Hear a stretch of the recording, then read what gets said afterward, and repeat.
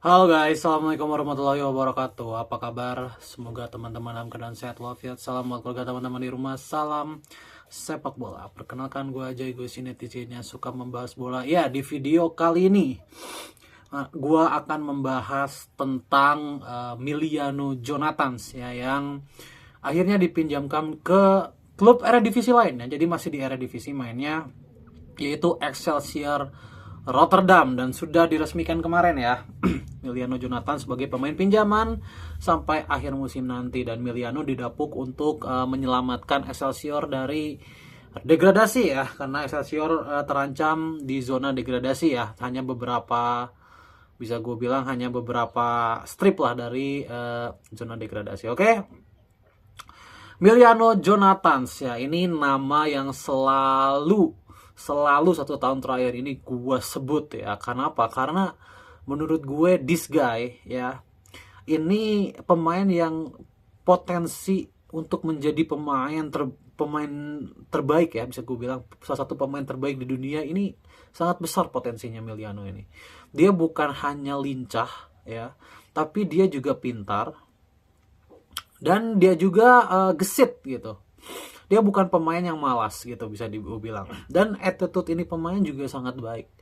Ya, attitude ini pemain juga sangat baik. Jadi agak disayangkan guys, kalau Miliano ngestak lah, bisa dibilang. Ini kan Miliano memang masih muda, bisa gue bilang memang masih muda, tapi secara kualitas sebenarnya dia sudah bisa bersaing di Eredivisie. Hanya aja mungkin dia sedang mengalami penurunan kepercayaan diri ya, apalagi di debutnya di timnas Indonesia, bisa gue bilang dia juga tidak mendapatkan hasil yang diinginkan ya.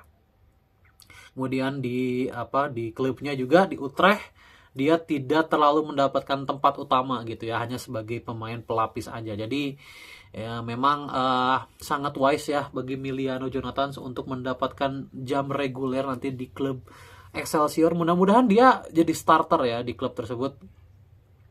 Mudah-mudahan terus-terusan jadi starter ya, seenggaknya minimal 10 pertandingan lah di Excelsior dia bisa mainkan, supaya apa? Dia bisa membangkitkan minimal kepercayaan dirinya aja. Kepercayaan dirinya, setelah percaya dirinya udah tumbuh, baru dia mulai mengasah lagi bakatnya. Karena dia di 1 tahun terakhir ini jujur ngestak ya. Bukan setahun terakhir juga sih, semenjak pindah ke Utrecht ya. Semenjak pindah ke Utrecht dia agak ngestak gitu. Padahal sayang, dia tuh pemain yang sebenarnya bahkan katanya di masa depannya tuh layak masuk timnas Belanda. Oke, jadi kayak gitu soal Miliano Jonathans. Kalau bicara Miliano di musim ini di Utrecht tidak terlalu mengesankan untuk gua ya. Karena dia juga kontribusi golnya sangat minim. As a pemain muda juga dia tidak terlalu berkembang, teman-teman. Ibaratnya menit bermainnya semakin sini semakin turun dan semakin turun. Awal-awal dia mungkin beberapa kali dimainkan sebagai pemain utama, tetapi makin kesini dia semakin tersingkir ya. Sayang sekali gitu bagi Miliano. Berbeda nasibnya dengan Hubner di Fortuna Sittard.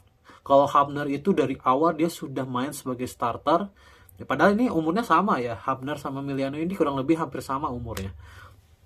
Cuma mungkin Hubner ini agak lebih beruntungnya. Kenapa? Karena Fortuna Sittard itu bermain dengan 3 back. Ya, sehingga Hubner ini sangat terpakai. Apalagi Hubner datangnya kan free transfer ya. Jadi Fortuna Sittard sangat untung mendapatkan Hubner dengan gratis.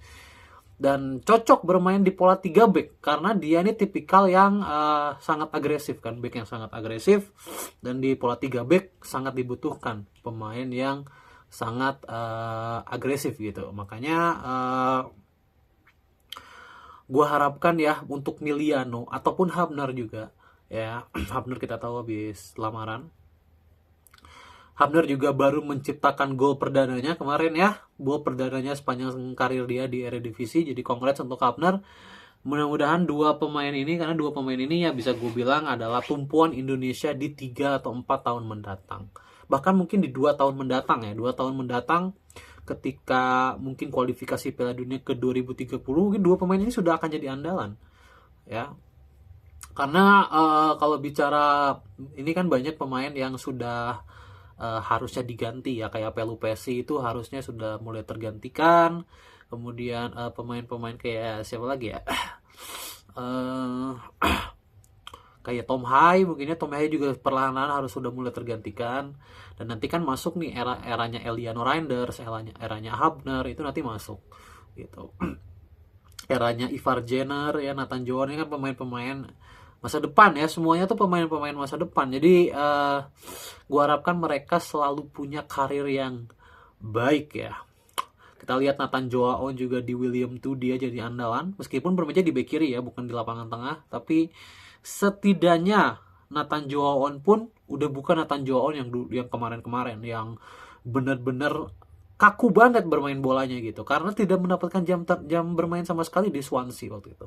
Tapi sekarang di William II ya, di Eerste Divisi dia bermain full terus, dan itu kan terlihat ya, itu terlihat di pertandingan internasional, di beberapa pertandingan terakhir ya bersama timnas, dia kan sangat perform ya Nathan Joao. Jadi pengalaman bermain ya, atau sharpness, gue bilangnya match sharpness ya, itu sangat penting untuk seorang pemain, apalagi pemain muda. Pemain muda itu sangat butuh yang namanya percaya diri.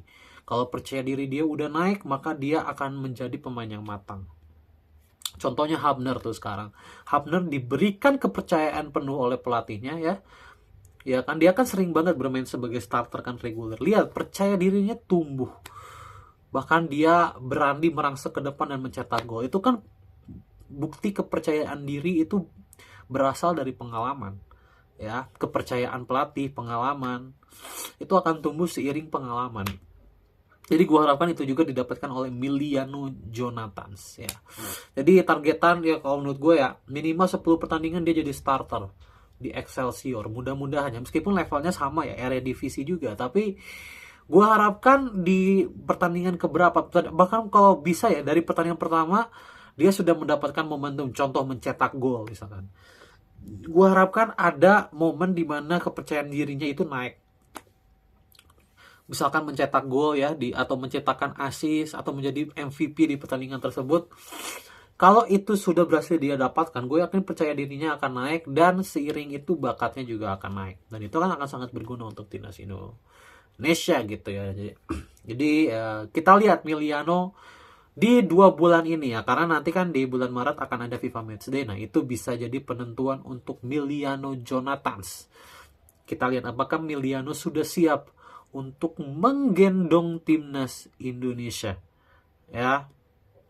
Kita lihat apakah sudah siap untuk menggendong timnas Indonesia. Dan selain itu juga Ole Romani juga, ini gue lega ya, Ole Romani ternyata tidak cedera terlalu parah dan sudah mulai bermain sebagai starter akhir-akhir ini. Di FA Cup juga dia sudah mulai diberikan jam main ya gitu ya, dan meloloskan Oxford ke ronde selanjutnya. Nah sekarang sisanya Ole Romani harus membuktikan kalau dia memang pemain yang berkualitas ya. Ole Romani gue harapkan bisa membawa Oxford lolos dari zona degradasi, karena Oxford sekarang ada di zona degradasi ya gitu. Begitupun dengan Ragnar Oratmangun di klubnya di Dender ya. Dender sekarang sedang terjebak di zona degradasi. Mudah-mudahan Ragnar mampu membawa tim ini lolos dari zona degradasi gitu ya.